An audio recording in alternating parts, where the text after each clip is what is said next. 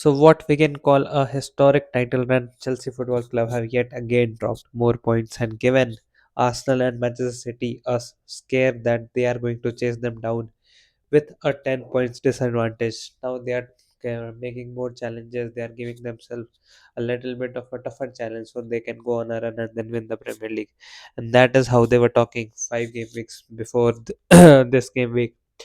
Uh, Usually, if you had analyzed this fixture, you would say that obviously Newcastle were not going to let Chelsea just come and win this game easily, and that is what happened. They started well, and again, I'll keep telling you this that if you have the best plan against Chelsea, go a little wide, cross the ball, go a little wide, cross the ball. These areas are the most vulnerable in front of the goal. In the D, their center backs leave a lot of space. They always give opportunities, and mostly this game was uh, a defender or the goalkeeper throwing the ball long to the striker holding, bringing in the wingers, and then this crossing it. Newcastle midfielders making runs, striker making run, wingers going making runs, someone holding the ball, giving the pass, then making the run. Preferably the striker, Voldemort, or even a midfielder can make a run here.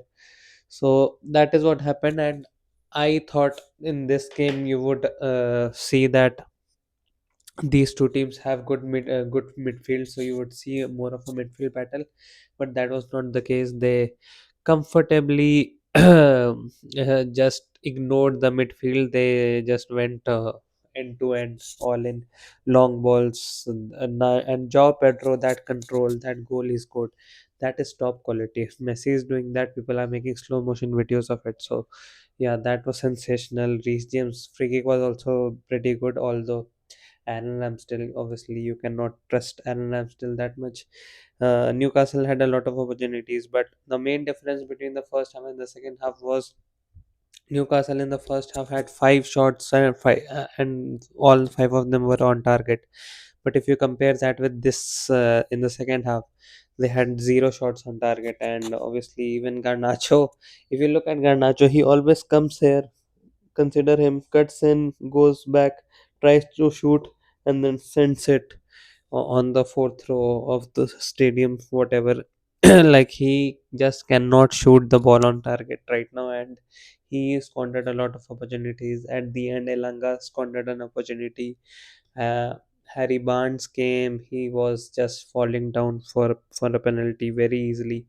I think Eddie Howe should teach his players that you should not fall down on a shoulder barge. Literally, if you are a Newcastle player and you are falling continuously that easily, that is not going to go well with the rest of your team, because that is not your identity. You are supposed to be strong men.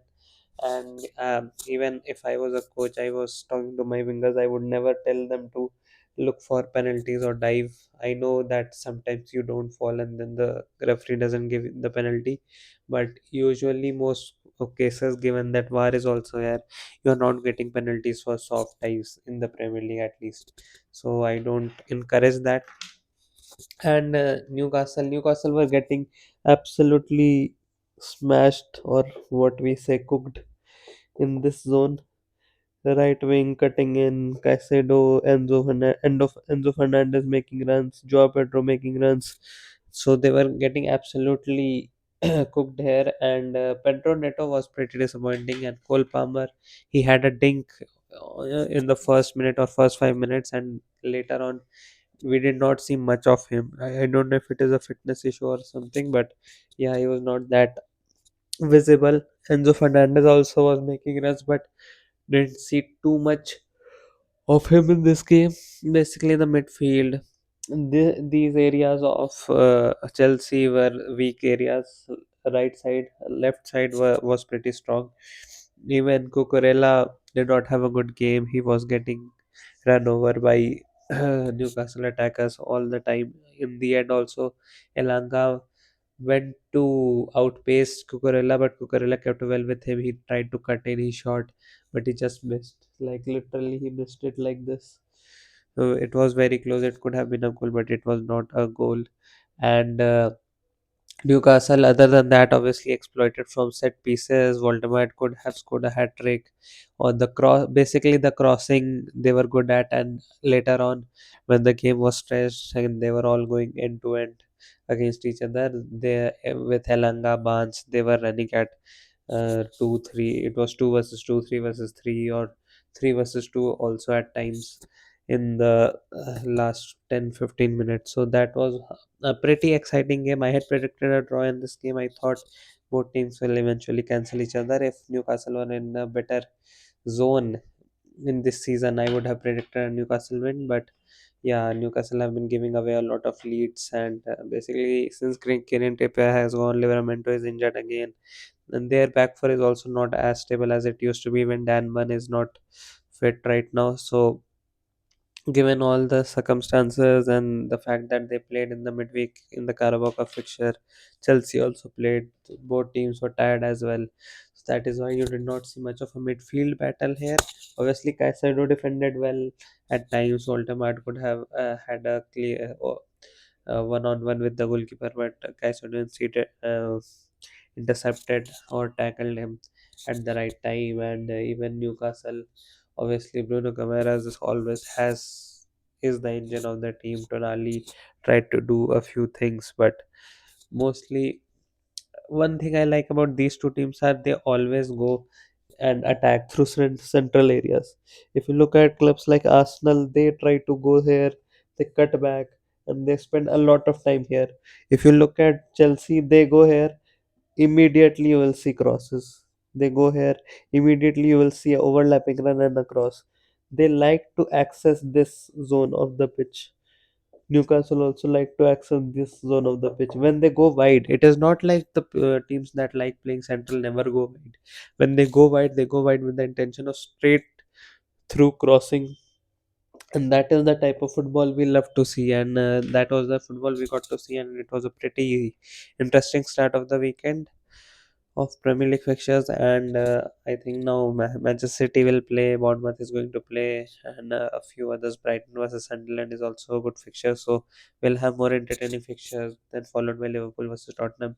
I'll be reacting to all the games this Saturday, and yeah, I think someone said very accurately that not a good day to be a couch. So yeah, this is supposed to be the couch I am on, and this is going to be where I'm going to be till the next 7-8 hours after Arsenal absolutely destroy Everton and go top of the league as they are right now as we speak. So yeah, let me see the Manchester City versus West Ham game. I think a lot of goals are going to come, and yeah, Chelsea are obviously, if we are talking seriously, they are out of the title race. It was good while it lasted, but it is over now for them. If Arsenal win and Manchester City win, they'll be at least 10 points or 8 points behind the league leaders.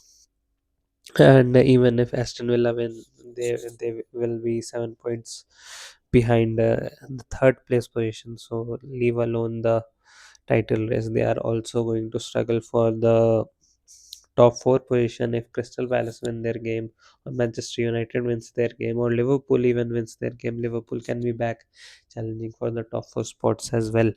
Even Sunderland is there at 26 points. So that league is very, like, they could find themselves, if Sunderland win, if Liverpool win, if Man United win, and if Crystal Palace win, they can find themselves at the eighth position. That is how bad it would get for Chelsea Football Club from going from pretending to be title challengers. Since they played Arsenal, they have drawn three, they have lost one, they have won one. So basically, they have dropped 6 points, 9 points in their in the possible 15 they have played since playing Arsenal, and that is pretty bad. Newcastle also are a better team than where they are placed right now at 23 points. They can go back to 13th, 14th position if other teams win their games. I guess no, not 13, but they will stay around these positions only. If Brighton lose, they can also go above Brighton, but mostly I don't think this table is accurate. I think Everton are much more much worse than where they are placed right now. I don't rate them that highly. Obviously, they have good players, but I don't rate them that highly. Although they are going to give a good fight at their home ground to Arsenal, but I don't just seriously rate them that highly. Fulham, Bournemouth at 13th and 14th position tells you how strong this league has been. Even Brentford have not been as bad. 20 points.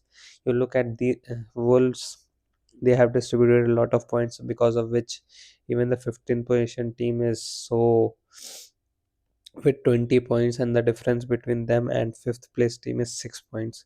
So that is how crunched this league has been, and it has been a good Premier League season. Leeds United are doing well, they are above relegation zone. Sunderland are obviously doing well, but Burnley, I think, are well set to get relegated. Even West Ham have a scare now. It would be a good fight between, I think, maybe Brentford can also get dragged to the relegation battle. Everton, I feel still they can go on a run of bad fixtures. If we look at Everton's fixtures, Arsenal, Burnley away, Nottingham Forest away. Okay, it is not the hardest fixture list ever, but yeah, I still feel like they don't look to me the part. But yeah, let's see what happens, and I'll see you after the Man City West Ham game, and we'll analyze about how the uh, title race is going to go on after this set of fixtures. Bye.